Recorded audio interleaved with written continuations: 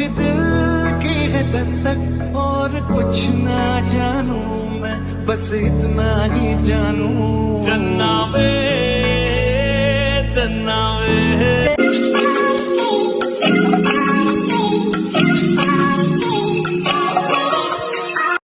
अस्सलाम वालेकुम, कैसे हैं आप सब लोग। उम्मीद करती हूँ ठीक होंगे, हैरियत से होंगे।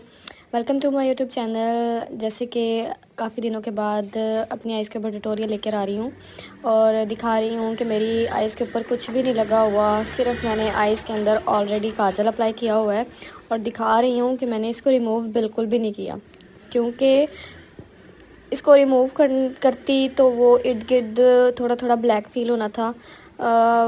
वो भी मैं कवर कर लेती, उसका भी कोई मसला नहीं है, लेकिन ये कि मैं चाह रही थी कि मैं ऐसे भी क्लाइंट्स आते हैं जिनके ऑलरेडी आइज़ के अंदर ऐसे कोई सुरमा या काजल अप्लाई हुआ हो, उसको कैसे ट्रीट करना है, कैसे डील करना है, उसको दिखा रही थी।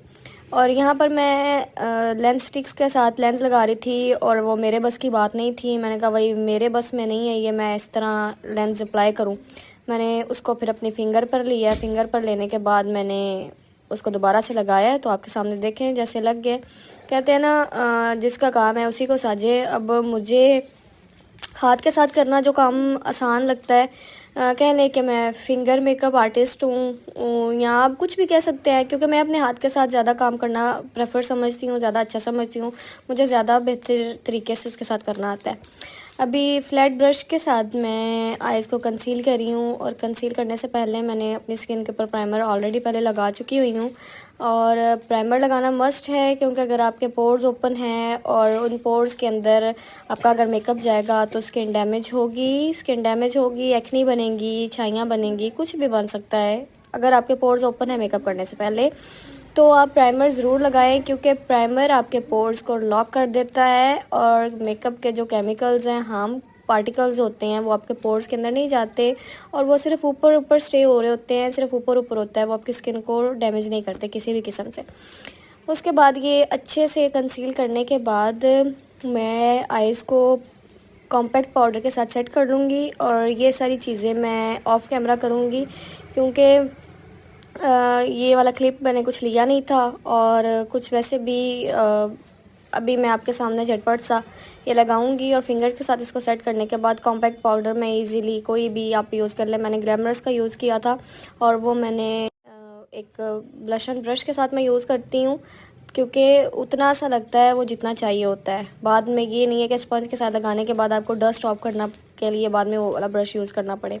मैं क्लाइंट्स के ऊपर ऐसे ही करती हूँ, स्पंज के साथ लगा के डस्ट ऑफ उसके साथ करती हूँ, लेकिन अपनी स्किन के ऊपर मैं डायरेक्ट उसी के साथ अप्लाई करती हूँ, स्पंज के साथ मैं उसको अप्लाई नहीं करती। इसको अच्छे से आप सेट कर ले, फिंगर्स के साथ ब्लेंड कर ले, क्योंकि जो ब्लेंडिंग आपकी फिंगर्स करती हैं ना, कोई स्पंज वगैरह नहीं करता, ये बात याद रखिएगा। कोई स्पंज नहीं काम आंदा। कह लें आपके जो अल्लाह ने आपको हाथों के साथ काम करने की सलाहियत दी है ना, जो आपकी फिंगर्स और हाथ आपका जो काम कर सकता है, वो ये ब्रशेज़ और ये कुछ भी नहीं वैल्यू देते। अपनी फिंगर्स और अपने आप के ऊपर इतना ट्रस्ट रखें कि आप अपने हाथ के साथ कुछ भी कर सकती हैं। अल्लाह ने हमें ये अपने जो अज़ा दिए हैं ना, ये कोई नेमत से कम नहीं है, कोई तोहफ़े से कम नहीं है। मैं उन लोगों को देखती हूँ ना जो हाथों से या किसी चीज़ से माज़ूर हैं, और ख़ुद को मैं देखती हूँ और मैं सोचती हूँ अल्लाह का लाख लाख दफ़ा शुक्र है, हम बहुत अमीर हैं, बहुत अमीर हैं कि हमारे जिस्म के सारे अज़ा अल्लाह ने मुकम्मल दिए हैं और हम अपने सारे अज़ाओं से काम कर रहे हैं। मैं सोचती हूँ कि हम लोग इन अज़ाओं के साथ ही जब गुनाह करने लगते हैं, तब ये अज़ा जब हमारी गवाही देंगे तब हमारी ज़ुबानें काम नहीं आएंगी। कोशिश किया करें अपने हाथों के साथ किसी के लिए गलत ना किया करें, किसी भी गलत काम के अंदर अपने हाथों को मुलव्वस ना करें, खुद को मुलव्वस ना करें, क्योंकि आखिरत की भी दुनिया के लिए हमने कुछ संवारना है। खैर, हर बंदे का अपना ईमान है, हर बंदे का अपना दिल है। कईयों के ज़मीर आज भी ज़िंदा है और कईयों के ज़मीर मर चुके हुए हैं, और जिन लोगों के ज़मीर मर चुके हुए हैं ना, वो अपनी बहनों को भी बहनें नहीं समझते, अपनी बीवियों को भी वो इज़्ज़त नहीं देते, अपनी माओं को माएँ नहीं समझते। जिन लोगों के ज़मीर मर चुके हुए हैं उन्होंने दूसरों की बहन बेटियों को क्या बहन बेटी समझना है। वो समझ ले कि खुले भेड़िए हैं हमारे समाज में, और उन्हीं की वजह से साने हाल और भी हुआ, बहुत कुछ हुआ। अल्लाह हिदायत दे। खैर, ब्रोज फिल कर लिए हैं। ब्रोज फिल करने के बाद मैं अपनी छोटे से ब्रश के साथ मैं काशीज़ की मैट एंड मैजिक पैलेट में से ये स्काई ब्लू शेड है, ना ही ये ग्रीन है ना ही ये ब्लू है, इसको लेके मैं अपनी सी क्रिएट कर रही हूँ। और अच्छे से सी क्रिएट करने के बाद एक फ्लैट ब्रश के साथ अब मैंने डार्क ग्रीन कलर का कलर लिया है और उसको इनर कॉर्नर के अंदर अप्लाई करूँगी और आउटर कॉर्नर के अंदर अप्लाई करूँगी। इनको अभी सिर्फ रख रही हूँ, ब्लेंडिंग इनकी बाद में करूँगी क्योंकि मैं आज होलो आइज़ मेकअप करने जा रही हूँ। ज़रूरी नहीं है कि आप होलो आइज़ ब्लैक कलर के साथ या किसी और कलर के साथ करें, ब्राउन कलर यूज़ करें तो वो होलो आइज़ ही होगी। आप कोई भी कलर कम्बिनेशन अपना रख के किसी भी किस्म का मेकअप करके आप अपने उस मेकअप को नाम दे सकते हैं, बस ये है कि वो उस कैटेगरी के साथ मिलता हो। मैंने अब ये कॉर्नर पे भी रखा है, आप इसको गुलाई में भी रख सकती हैं, लेकिन मैंने आइज़ अपनी का कॉर्नर बना रही हूँ। इसको गुलाई में नहीं रख रही क्योंकि कॉर्नर बनाने से आइज़ तो लंबी लगेगी। और इसको लगाने के बाद साथ ही मैं इसको ब्लेंड कर दूँगी और ब्लेंड में करूँगी लाइट कलर के पैरेट शेड के साथ। और अच्छे से इसको ब्लेंड करिएगा क्योंकि ब्लेंडिंग ही हमारे मेकअप का बेस्ट पार्ट होता है। फाउंडेशन भी ब्लेंड करना पड़ता है, आइज़ मेकअप भी ब्लेंड करना पड़ता है, आपको ब्लशन भी अच्छे से ब्लेंड करके लगाना पड़ता है। कंटोर लगाएं तो कंटोर को भी आप अच्छे से ब्लेंड करेंगी। नोज़ की अगर कंटोरिंग करी है तो वो भी आप अच्छे से ब्लेंड करेंगी। लिपस्टिक अगर आप लगा रही हैं तो लिपस्टिक को भी लिप्स के अंदर ब्लेंड करना पड़ता है। कह लें कि मेकअप का दूसरा नाम ही ब्लेंडिंग है। इसको अच्छे से मैं ब्लेंड करूँगी और ब्लेंड करते हुए आप ये देखिएगा कि ब्रश को राउंड शेप में घुमाइएगा। इसको ज़्यादा आउटर की तरफ नहीं लेके जाना क्योंकि हमने ब्रो बोन को भी हाईलाइट करना है और ये कोशिश करनी है कि ये जो ऊपर हार्श लाइन फील हो रही है ये अच्छे से हमारी ब्लेंड हो जाए। अभी इसको हमने क्रीज भी करना है जो कि सिर्फ हमारे इन आइज़ के लिड के ऊपर ही रहेगा क्योंकि होलो आइज़ है तो वो सेंटर के अंदर ही होता है।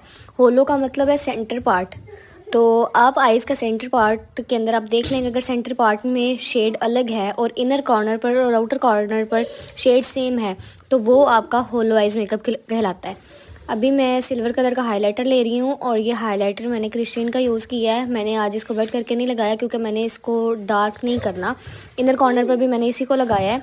और अब ये देखें कंसील करने का मेथड, आईलैश के पास लगाया और ऊपर लगाया तो वहाँ तक मेरी ये क्रीज लाइन बनेगी और इसको मैं यहाँ पर क्रीज कर लूँगी और इसको अच्छे से कंसीलर लगा के क्रीज कर लें।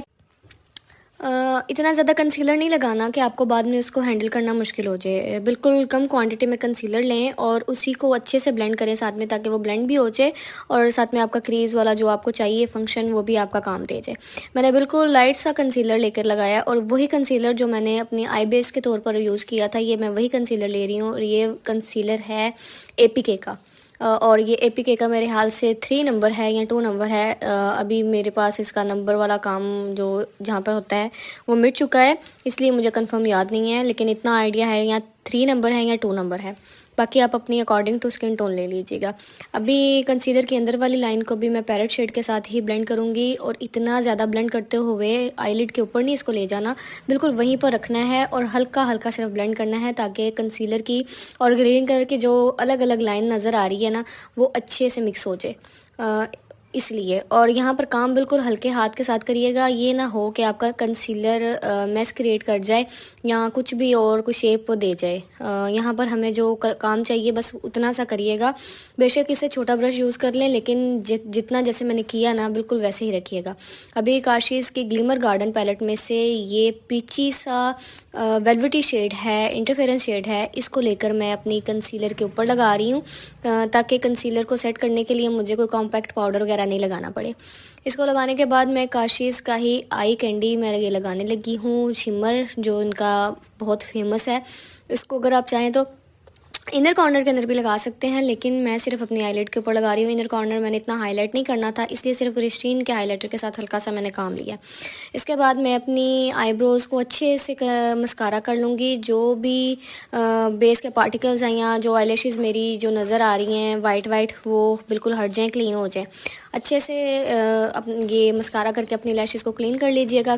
एक तो ये पर्पज़ हमारा होता है, एक तो बेस क्लीन हो जाए, दूसरा हमारा पर्पज़ होता है कि ये ऊपर को कर्ल कट जाएँ ताकि जो हम फेक लैश लगाएं उसके साथ अच्छे से अटैच हो जाए।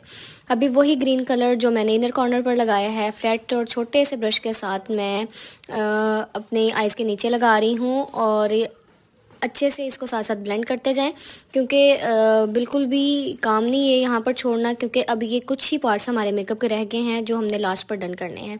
अभी आउटर कॉर्नर पर भी मैं लगाऊंगी और अपना आउटर कॉर्नर और इनर जो ऊपर वाला कॉर्नर है आउटर वाला, उसको मैं मिक्स कर दूंगी, क्योंकि उसको अगर अलग रखूंगी तो वो एक अलग सा लुक दे रहा होगा, बिल्कुल ऐसे लग रहा होगा कि जैसे अनप्रोफेशनल बंदे ने काम किया। अभी मैं ये मिस रोज़ का गोल्डन सीरीज़ का वाटर लाइनर यूज़ कर रही हूँ, लिक्विड लाइनर। इसको सिर्फ पतला पतला सा बारीक बारीक सा मैं अपनी लैश के पास लगाऊंगी। जिस लाइन के ऊपर मैंने अपनी आई लैश रखनी है वो इस पर्पज़ के लिए लगा रही हूँ, ताकि लैश लगाने के बाद अगर अंदर से कोई भी गैप मेरा रहता है लैश और अपनी रियल लैश का, वो वाइट या ग्रीन कलर का अलग से फील ना हो। इसलिए ये मैं लगा रही हूँ ताकि जब ऊपर लैश रखूँ वो बिल्कुल साथ मिल जाए और नीचे अगर कोई वाइट कलर का या आउट ऑफ कलर कोई पार्ट नज़र आता है वो बिल्कुल भी ना आए। अभी मैं लैश रखूँगी इसके ऊपर, और लैश जैसे मैंने पिछले ट्यूटोरियल में वरिशाज़ का लैश जो पार्सल ओपन किया था उसके अंदर ये मुझे रिसीव हुआ है। इसके साथ लैश पकड़ के आइज़ के ऊपर रखना बहुत आसान है, और लेकिन ये है कि जो काम आपकी फिंगर्स ने करना है वो फिंगर्स ही करेंगी, वो कोई भी अपना आपका टूल्स कोई भी कुछ भी नहीं कर सकता। ये देखें जी, जल्दी से आईलैश लग गई हैं। आईलैश के काफ़ी लगाने के ट्यूटोरियल ऑलरेडी दे चुकी हूँ, और आज भी मैंने डिटेल में आपके सामने अपनी आईलैश लगाई है ताकि आपको दोबारा से अगर कोई प्यारा सा मेरा व्यूअर नया कोई चैनल पर देख रहा है मेरी फ़र्स्ट टाइम वीडियो, तो उसके लिए ये पूरी डिटेल वीडियो हो सके। उसके बाद मैंने एक्वा का लाइनर लिया है और अपनी जो लैश की फेक लैश की लाइन थी उसको कवर किया है, और काजल को आँखों के अंदर जो मेरा काजल था अगर आपने उसको नीट करना है तो नीट भी कर सकते हैं, मैंने बिल्कुल भी नहीं किया। आईलिड के जो सेंटर पे मैंने काशीज़ का शेड यूज़ किया था इंटरफेरेंस, वो ही मैंने नीचे भी आइज़ के सेंटर में यूज़ किया है। ये है जी मेरी फुल एंड फाइनल लुक। उम्मीद करती हूँ आपको ये पसंद आया होगा। आप किसी भी अपनी मेहंदी ब्राइड पर, मायों की ब्राइड पर जिसका ड्रेस ग्रीन कलर का हो, ये वाला कलर मेकअप यूज़ कर सकती हैं, अपने घर पर भी यूज़ कर सकती हैं, लेकिन पहले ट्राई ज़रूर कर लिया करें, प्रैक्टिस ज़रूर कर लिया करें, क्योंकि प्रैक्टिस मेक्स मैन्स परफेक्ट। और अपना ख्याल रखें, दुआ में याद रखें। मिलते हैं अगली डिटेल वीडियो में। अल्लाह हाफ़िज़।